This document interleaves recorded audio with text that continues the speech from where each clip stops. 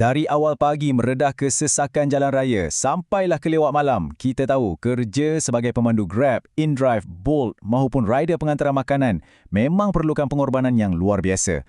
Penat lelah anda tu hanya anda saja yang rasa. Tapi di sebalik kesibukan mencari rezeki setiap hari, saya tahu ramai yang memendam satu impian. Impian nak ada rumah sendiri. Dalam penerangan ringkas ini, kita nak bongkarkan macam mana impian tu sebenarnya jauh lebih dekat daripada apa yang anda bayangkan. Pernah tak anda terfikir, kerja gig macam aku ni, mana ada payslip, memang susahlah bank nak pandang, apatah lagi nak lulus loan rumah, betul tak? Sebenarnya, anda tak bersendirian. Ini memang satu kepercayaan yang sangat meluas. Ia macam satu halangan mental yang buatkan golongan pekerja keras macam anda terus menyewa tahun demi tahun dan rasa macam pemilikan rumah ni cuma hak eksklusif orang yang makan gaji tetap saja. Perasaan takut tu biasanya berpunca daripada halangan-halangan keuangan ni. Yelah, tak ada slip gaji tetap, EPF pula tak aktif dan pendapatan pun kadang-kadang naik turun. Ada juga yang risau sebab rekod CCRIS atau CTOS mungkin kurang cantik. Ditambah pula dengan komitmen bulanan yang sedia ada. Benda-benda macam ni lah yang buatkan ramai rider rasa terperangkap. Anda jadi takut nak mencuba sebab dalam kepala dah set, confirm bank reject permohonan aku. Tapi, jom kita ubah sikit cara kita berfikir. Mitos paling besar yang ramai orang percaya ialah, kita kena tunggu masa yang sempurna. Ramai beritahu diri sendiri, nanti bila income dah betul-betul besar dan stabil, baru aku beli rumah. Realitinya, masa yang sempurna tu mungkin tak akan pernah tiba. Hakikatnya, kejayaan dalam hartanah ni selalunya bermula waktu keadaan kita masih belum sempurna. Ambil langkah pertama sekarang jauh lebih penting daripada menunggu kesempurnaan.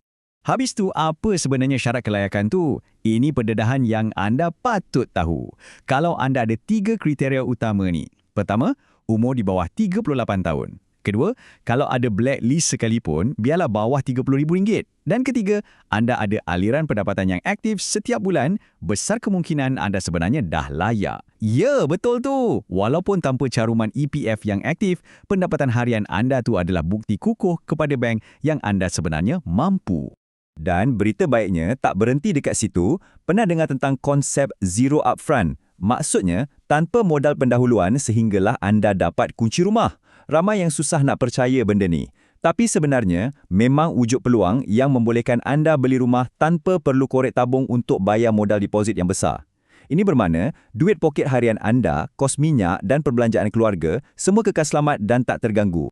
Bukan itu saja. Melalui sesetengah peluang pemilikan hartanah ini, bukan saja anda boleh mula dengan zero upfront, anda malah berpotensi untuk terima cashback atau pulangan tunai yang boleh mencecah sehingga RM70,000 apabila urusan jual beli selesai. Ambil masa sejenak. Bayangkan, RM70,000 dalam tangan. Besar impaknya tu. Cuba fikir, macam mana cashback sebanyak ini boleh ubah hidup anda. Duit tu boleh jadi dana kecemasan yang selama ni susah sangat nak kumpul bila cuma bergantung pada hasil memandu. Anda boleh guna duit tu untuk kos ubah suai rumah, kurangkan beban hutang harian supaya kepala tak pening sangat atau jadikan modal pusingan untuk masa depan. Ia betul-betul bagi satu nafas baru untuk kewangan anda. Bila anda dah ada sedikit kestabilan kewangan, minda anda pun kena berubah. Rumah ni bukan setakat tempat untuk kita berteduh saja tau. Kita kena mula tengok hartanah ni sebagai satu aset aliran tunai. Ini adalah satu strategi di mana anda bukan saja beli rumah untuk duduk, tapi anda dah bertukar menjadi seorang pelabur. Anda guna hartanah tersebut untuk jimatkan duit poket dan jana pendapatan yang positif setiap bulan. Macam mana nak buat? Sangat mudah dan praktikal kalau anda tahu strateginya. Langkah pertama, kita bermula dengan unit asas 3 bilik. Langkah kedua, dengan sedikit ubah suai, kita jadikan dia 5 hingga 7 bilik. Dan langkah ketiga, kita sewakan bilik-bilik ini secara berasingan. Strategi room rental atau sewa bilik ni memang terbukti boleh naikkan pulangan sewa anda secara mendadak dan kurangkan risiko rumah dibiarkan kosong.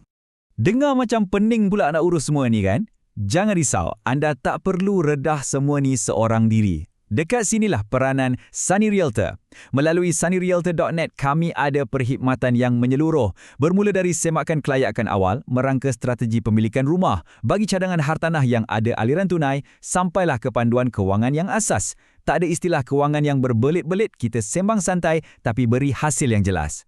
Jadi kepada semua abang-abang dan akak-akak yang berjuang dalam ekonomi gig di luar sana, dengar sini.